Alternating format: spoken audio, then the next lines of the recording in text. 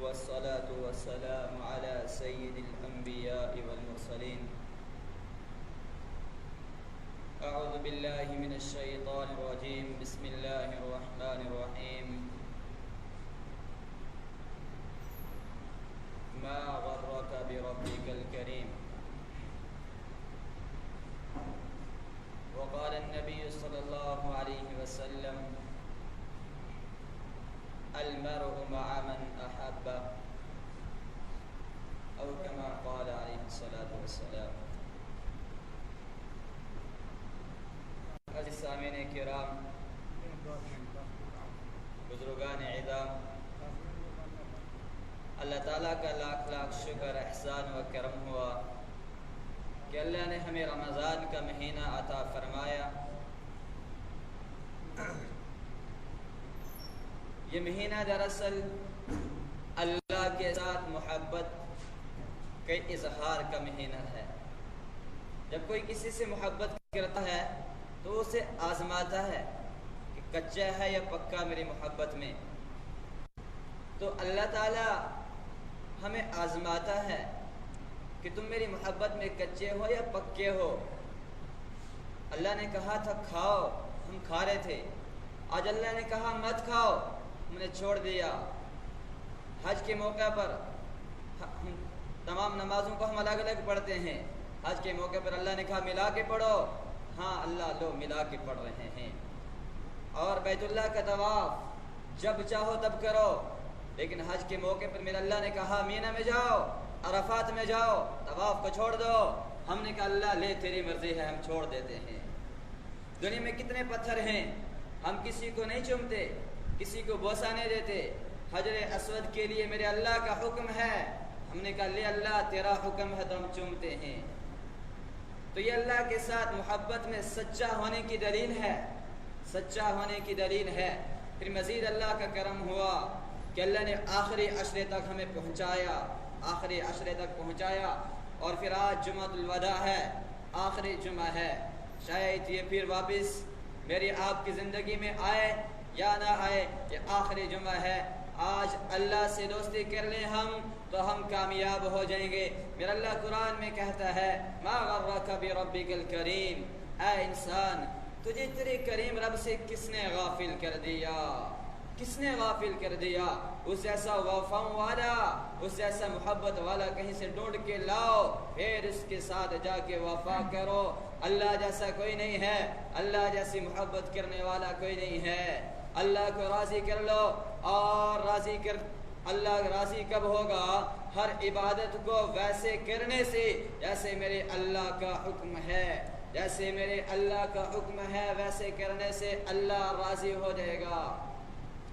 اور اس وقت روزہ ہے، ہمارے سامنے کھانا بھی ہے، پانی بھی ہے، ہم کھا نہیں رہے ہیں، پی نہیں رہے ہیں. اللہ اس وقت ہمیں دیکھ رہا ہے اور وہ اس وقت ہم سے راضی ہے. وہ ہم سے راضی ہونے کے لیے تیار ہے.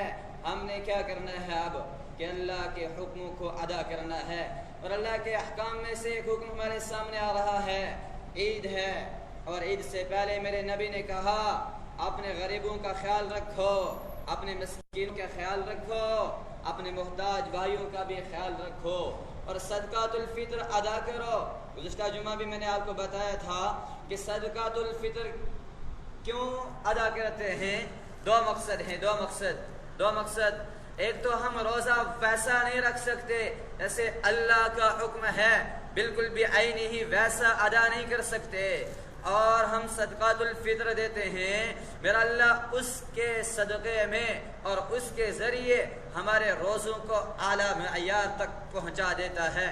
اور دوسرا کیا مقصد ہے کہ علاقہ میں کوئی بھوکا نہ رہے، عید کے دن کوئی بھوکا نہ رہے. عید کے دن ہر ایک کو نیا کپڑا نصیب ہو اور ہر ایک کو اچھا کھانا کھانے کو ملے. کیوں صدقۃ الفطر ہم ادا کرتے ہیں؟ ہمارے ذمہ کسی کو کھلانا نہیں ہے، ہمارے ذمہ کسی کو کھلانا نہیں ہے. وما من دابۃ فی الارض الا علی اللہ رزقها. زمین میں کوئی جاندار چیز نہیں ہے، انسان ہو، حیوان ہو، جانور ہو، پرندے ہو، کوئی شے بھی ہو، سمندر کی تہہ میں تیرنے والی مچھلی کیوں نہ ہو، اللہ رزقھا، میرے اللہ کے ذمے ہے اس کو روزی پہنچانا۔ لیکن اللہ کا روزی پہنچانے کا طریقہ کیا ہے؟ کسی کو جیب میں ڈال کے دے دیتا ہے اور کسی کو کہتا ہے لے تجھے دے رہا ہوں۔ دوسروں کا خیال کرنا، دوسروں کا خیال کرنا، اور جو دوسروں کا خیال کرتے ہیں ان کے بارے میں میرے اللہ نے کیا کہا؟ میرے اللہ نے کہا سخی میرا دوست ہے، سخی مال خرچ کرنے والا میرا دوست ہے، اور بخیل کس کا دوست ہے؟ ایک بار کسی اللہ والے کی کسی شیطان سے ملاقات ہوئی، اس نے کہا شیطان تجھے کون سے لوگ پسند ہیں؟ اس نے کہا جھوٹا ہو، جھوٹ بولتا ہو تو مجھے بہت زیادہ پسند ہے، اور غصے والا ہو اور زیادہ پسند ہے، اور بخیل تو میرا بہت اچھا دوست ہے، بخیل تو میرا بہت پرفیکٹ دوست ہے۔ اور اگر یہ تینوں کسی میں جمع ہو، غصے والا بھی ہو، جھوٹ بھی بولتا ہو اور بخیل بھی ہو، تو پھر وہ میرا پیر ہے اور میں اس کا مرید ہوں۔ شیطان کہہ رہا ہے پھر وہ میرا پیر ہے اور میں اس کا مرید ہوں۔ تو بخیل کس کا دوست ہے؟ شیطان کا۔ اور سخی سے اللہ کہہ رہا میں پیار کرتا ہوں، اور میرے اللہ نے کہا میری عزت کی قسم، میری عزت کی قسم، بخیل آدمی جنت الفردوس میں داخل نہ ہوگا، بخیل آدمی جنت الفردوس میں داخل نہ ہوگا۔ اور سخی سے اللہ کی محبت ہے۔ اور سخاوت سے ملتا کیا ہے؟ آؤ میں بتاتا ہوں کیا ملتا ہے۔ غزوہ تبوک کا موقع ہے، میرے نبی نے اعلان کیا صحابہ جاؤ مال لاؤ، چندہ لاؤ، اور ابو بکر رضی اللہ تعالی عنہ اور عمر رضی اللہ تعالی عنہ ان دو کا تقابل رہتا تھا، مقابلہ تقابل رہتا تھا، عبادات میں معاملات میں تقابل رہتا تھا۔ اور ابو بکر رضی اللہ کے پاس تو ہائی کچھ نہ بہت تھوڑا مال تھا، اور عمر رضی اللہ نے فرمایا آج تو خطاب کا بیٹا بازی لے جائے گا، اور گھر میں گئے اور گھر کا آدھا سامان اٹھایا اور اللہ کے نبی کی خدمت میں لے کے حاضر ہوئے۔ اور ابو بکر صدیق رضی اللہ نے کیا کیا؟ گھر پہنچے اور گھر سے جھاڑو لگا دیا، تن کے کپڑے بھی اتارے اور پیک کر دیے، ایک ڈاٹ اٹھائی اور لپیٹ لی، اور اللہ کے نبی کے سامنے اب جب لائے تو حضرت عمر رضی اللہ کا تو بڑا ڈیر ہے مال کا، ابو بکر رضی اللہ کا تھوڑا ہے، چونکہ گھر میں تھا ہی تھوڑا تو لاتے کہاں سے زیادہ۔ تو اگر میرے نبی یوں پوچھتے ابو بکر کتنا لایا ہے، عمر کتنا لایا ہے، تو تب تو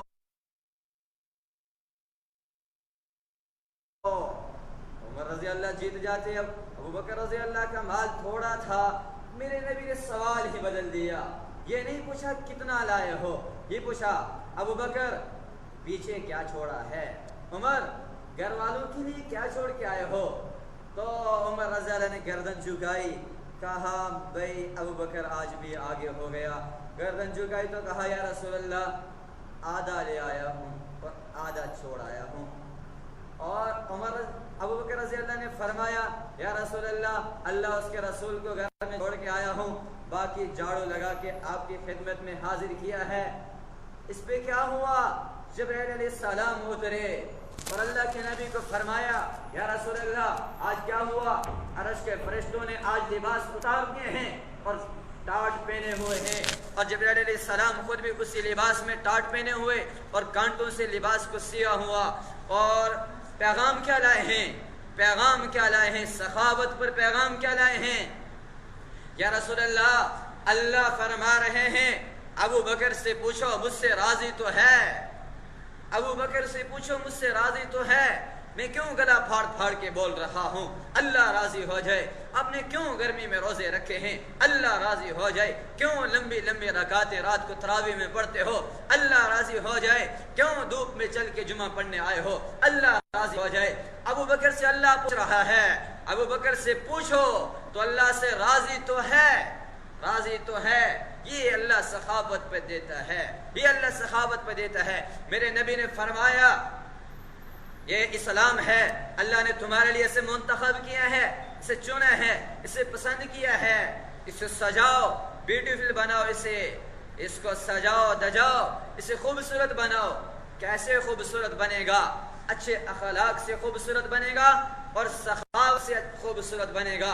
اور اخلاق کو تباہ کرنے والی سب سے بڑی جو چیز ہے زبان کا بول ہے. زبان کا بول ہے. تیر تلوار کب ہیں؟ یہ زبان کے بول ہیں جو بے ساختہ دلوں سے پار ہوتے جاتے ہیں. میرے نبی نے فرمایا میرے بیٹا انس تجھے دین کا چھت بتاؤں, دین کا چھت بتاؤں, سب سے اوپر مکمل اکمل اور کامل درجے کا عمل بتاؤں؟ تو فرمایا جی یا رسول اللہ بتاؤ.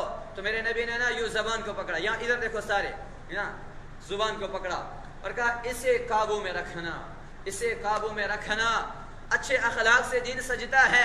یہ نہیں کہا نماز سے دین کو خوبصورت بناؤ. ہاں نماز اچھی چیز ہے لیکن اچھے اخلاق بھی دین کا ایک حصہ ہیں. یہ نہیں کہا روزے سے دین کو جو ہے کہ اسلام کو خوبصورت بناؤ. یہ نہیں کہا حج سے خوبصورت بناؤ. ایک جگہ پہ میرے نبی نے فرمایا الصوم جنتن, الصوم جنتن, روزہ ڈھال ہے. ڈھال کسے کہتے ہیں؟ آگے سے دشمن مقابلہ کرے تو پیش کی جاتی ہے, دائیں سے حملہ کرے تو روکا جاتا ہے, بائیں سے حملہ کرے تو روکا جاتا ہے, پیچھے سے حملہ کرے تو ڈھال سے روکا جاتا ہے. الصوم جنہ, روزہ ڈال ہے. نماز کے لیے کہا, الصلاۃ نور, صدقہ کے لیے کہا الصدقۃ برہان, الصدقۃ برہان.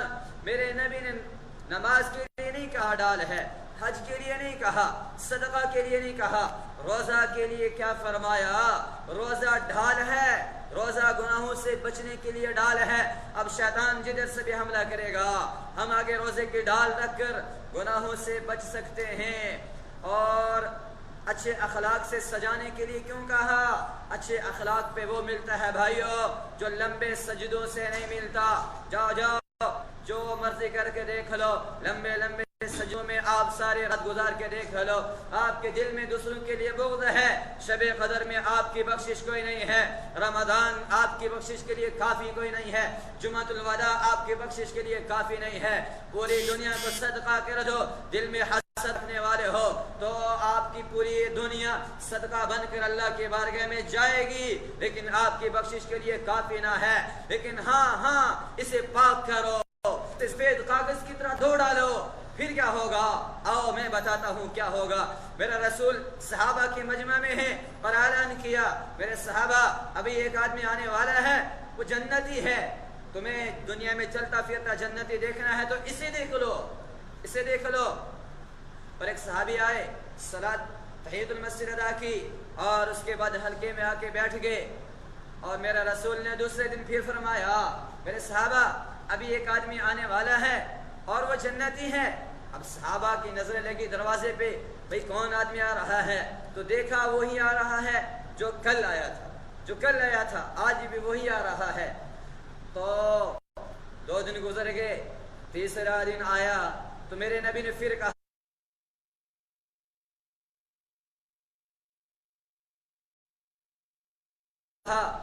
میرے صحابہ ابھی ایک آدمی آنے والا ہے, وہ جنتی ہے.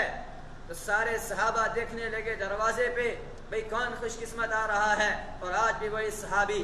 اور ادھر جو صحابہ مسجد میں بیٹھے ہیں, اللہ کے نبی کی محفل میں بیٹھے ہیں, ان میں ایک صحابی ہیں عبداللہ بن عمر